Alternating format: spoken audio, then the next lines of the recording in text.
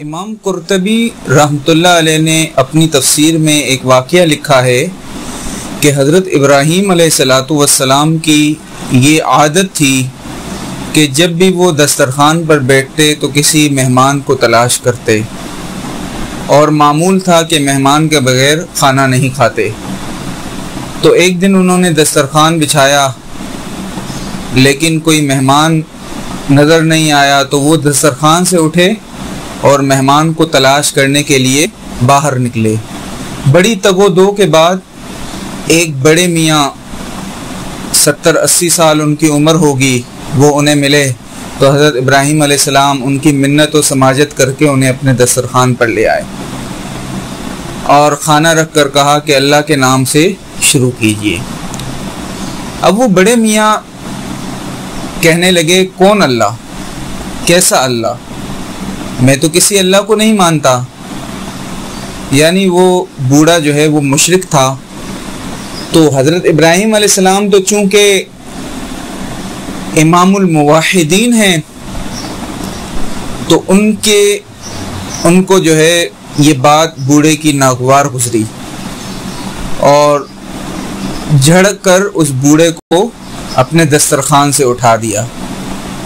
وہ بوڑھا ناراض ہو کر چلا گیا، گھر سے باہر نکل گیا۔ اب اس بوڑھے کا نکلنا تھا کہ جبریل امین آسمان سے زمین پر آ گئے اور سیدنا ابراہیم علیہ السلام سے کہنے لگے، یا ابراہیم، اللہ تعالیٰ فرماتے ہیں کہ میں نے اس بوڑھے کو، اس نے 70-80 سال تک میرا نام نہیں لیا، میں نے کبھی اسے بھوکا نہیں چھوڑا، اور آج ایک لقمہ دینے کے لیے آپ نے بخل کر دیا۔ حضرت ابراہیم علیہ السلام کو احساس ہوا کہ یہ میں نے مناسب عمل نہیں کیا، چنانچہ وہ اٹھ کر دوڑے اور بھاگ کر اس بوڑھے کے پیچھے گئے اور اسے منت سماجت کرنے لگے کہ آپ آئیے اور دوبارہ میرے دسترخوان پر بیٹھ جائیے۔ اگر آپ نے اللہ کا نام نہیں لینا تو مت لیجئے، لیکن کم از کم میرے دسترخوان پر بیٹھ کر کھانا ضرور کھائیے۔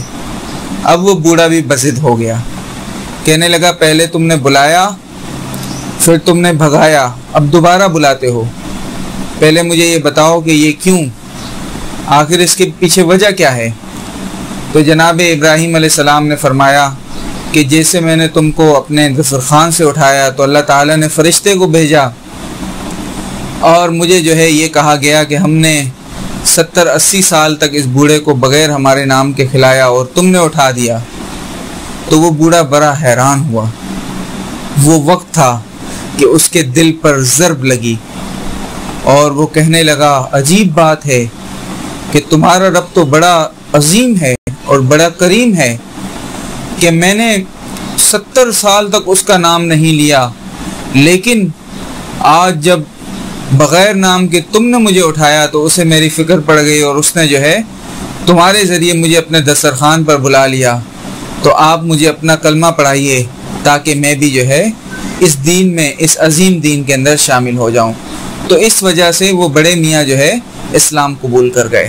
تو عزیز دوستوں، دیکھیے کہ اللہ تعالیٰ کی شان کریمی کتنی بڑی ہے کہ وہ رزق دیتے وقت یہ نہیں دیکھتا کہ سامنے والا گناہ گار ہے یا نیکوکار ہے، عابدین شب زندہ دار ہے یا خطاؤں میں لتھڑا ہوا کوئی انسان ہے۔ وہ ہر ایک کو اس کی سمجھ اور اس کے حصے کے مطابق رزق عطا فرماتا ہے۔ تو ہمیں بھی اللہ تعالیٰ سے مانگنا چاہیے اور وہی ہمیں جو ہے صحیح رزق عطا کر سکتا ہے۔ وآخر الدعوانا